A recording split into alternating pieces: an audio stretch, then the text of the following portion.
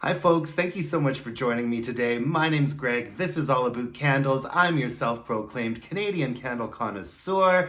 Today I have a review for you from Bath & Body Works. Why not? Everyone's on a big Bath & Body Works roll right now. We're still deep in semi-annual sale. For me, it's one of the most disappointing semi-annual sales that I can remember, but we shall not dwell on that here. I've been dwelling on that enough. My review for you today is Oceanside Lavender. Really pretty jar. There's sort of a textured finish to it. It looked really pretty when it was burning. Cute, textured, sort of white, matte lid on here.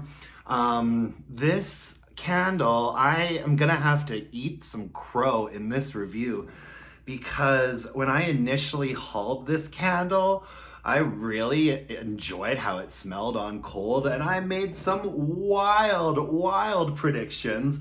I think I said that this might be the lavender equivalent of fresh cut lilacs, or the lavender equivalent of white gardenia. Such a strong, sharp, straightforward lavender. It smelled strong on cold. It did not smell strong when it was burning. What a waste. I was ultimately super disappointed with this candle. And smelling it on cold now, I'm not enjoying it as much as I did when I smelled it on cold initially. My thoughts and feelings on this candle are a complete turnaround from when I initially hauled it. The scent notes we have on here are wild lavender, sweet sandalwood, calming waves. I don't get sweet sandalwood from this. I wish there was more of a woody, creamy, bassy scent note to it. It's a very sharp, top-heavy lavender with a little bit of like a seawatery, ozony brininess. As far as I know, this was a completely new candle. Let's just add it to the list of brand new Bath & Body Works candles from 2024 that barely have any strength or throw. Just add it to the list. The list is getting very long. I would say strength and throw on this guy was maybe a 3 or a 4. At one point, I did put it in a smaller space in a hurricane.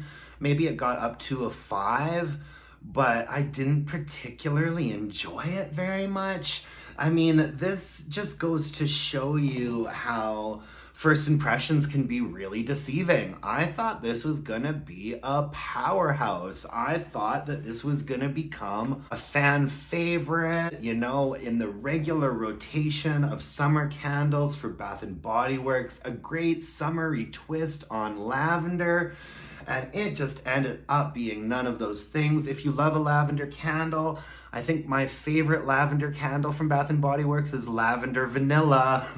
I know that that is very on brand for me, but that is the one I would recommend the most when it comes to lavender. I think it's really nicely balanced and nuanced, yet also not complicated, just sort of simplistically beautiful. I really like the Lavender Vanilla candle.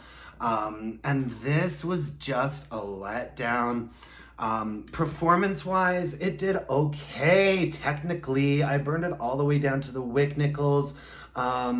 You know, strength and throw, like I said, was bad, but the candle burned all right. It looked pretty when it was burning. We did get some discoloration and sootiness towards the end. I did burn it down till I could see the wick nickels. I could have probably burned it for a couple of more hours, but I just didn't bother.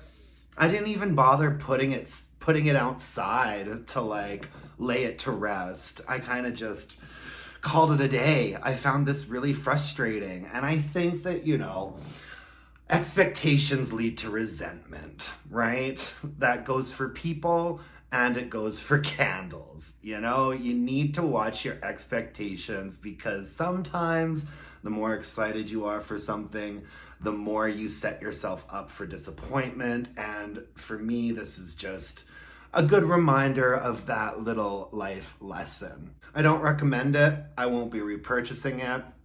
End of story.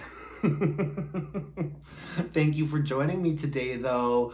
I love you guys, and I really appreciate you tuning in. If you could leave me a like, comment, or a subscribe, that would be awesome. And until next time, my friends, let's burn some candles and bitch about it. Thanks. Bye-bye.